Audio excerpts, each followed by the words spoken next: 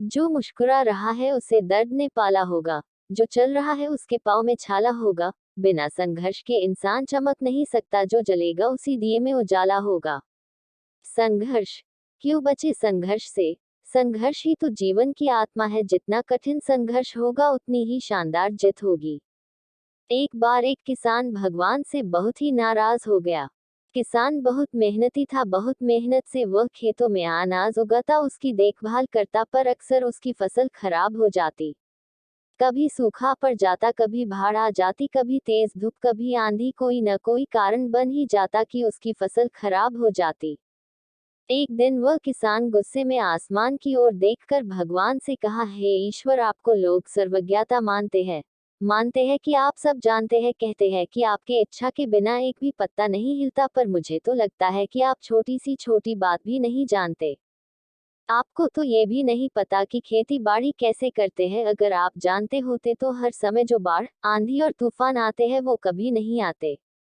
आप नहीं जानते कि कितना नुकसान उठाना पड़ता है हम किसानों को। यदि आप मेरे हाथ में ये शक्ति दे दे कि जैसा मैं चाहूँ वैसा मैं मौज कर दूं, फिर आप देखना मैं अन्य के भंडार लगा दूंगा। भगवान इस किसान के तीखे वाक्य सुनकर मुस्कुरा रहे थे और वह किसान के सामने प्रकट होकर बोले, मैं आज से तुझे ये शक्ति देता हूँ कि तुम अपनी खेतों पर तुम्हारी जैसी इच्छा ही तुम वैसा मौज कर दोगे। मैं बिल्कुल भी दखल नहीं दूंगा, तुम्हारी इच्छा से सब कुछ होगा। किसान बहुत खुश हो गया। किसान ने गेहूं की फसल अपनी खेतों में बोई। जब उसे लगा कि खेतों को धूप चाहिए तो खेतों को धूप मिले, जब पानी बरसना चाहिए तभी पानी बरसा, आंधी, तूफान, बाढ़ कुछ भी उसने अपने खेतों पर आने नहीं दिया। किसान के खेत में इस वर्ष ऐसी फसल हुई जैसी कभी नहीं हुई थी। हरी भरी लहलहाती फसल, मन ही मन वह बहुत खुश हो गया और सोचने लगा, अब सबूत के साथ दिखाऊंगा भगवान को कि इसे कहते हैं शक्ति का सही उपयोग। मेरी सफलता देखकर उन्हें अपने नियम जरूर बदलने पड़ेंगे। कुछ दिन गुजरे, फसल कटने को तैयार हो गए। किसान बहुत उत्सुकता के साथ फसल को काटने लगा, पर जैसे ही उसकी नजर गेहूं की बालियों पर गया तो उसने अपना सिर पीट लिया और वह रोने चिल्लाने लगा। गेहूं की एक भी बाली के अंदर गेहूं का दाना नहीं था, सारी बालियां अंदर से खाली थी। किसान बहुत दुखी हो गया, उसने भगवान को रोते हुए फिर पुकारा, हे प्रभु, तुमने ये मेरे साथ क्या किया? क्या तुमने मुझे कोई सजा दी? भगवान बोले, पुत्र, ये तो होना ही था। तुमने पौधों को संघर्ष करने का मौका ही कहाँ दिया? ना तो तुमने उन्हें आंधियों से जूझने दिया, ना तेज बारिश से सहने दिया, और ना ही धूप में तपने दिया। एक भी चुनौती का सामना तुमने उन्हें नहीं करने दिया, इसीलिए सारे पौधे अंदर से खोखले रह गए।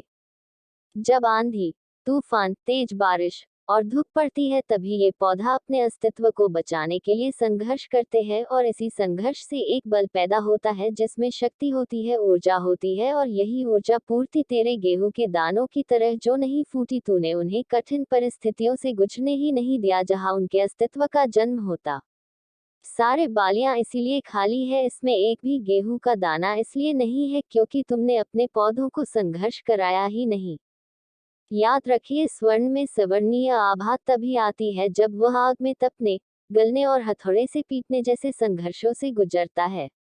कोयले का टुकड़ा हीरा तभी बनता है जब वह उच्च दाब और उच्च ताप की मुश्किल परिस्थितियों से गुजरता है। इसी तरह यदि हमारी जिंदगी में कोई संघर्ष ही ना हो, कोई चुनौती ही ना हो, तो हम भी गेहूं की बालियों की तरह खोखले रह जाएंगे, कोई अस्तित्व नहीं होगा हमारा। विपरीत परिस्थितियां, चुनौतियां, समस्याएं हमें और अधिक निखारती है। यदि जीवन में कठिन परिस्थितियां और चुनौतियां आए तो घबराना मत, बल्कि सामना करना। विश्वास करना कि आप और अधिक निखर जाओगे और अधिक मजबूत बन जाओगे।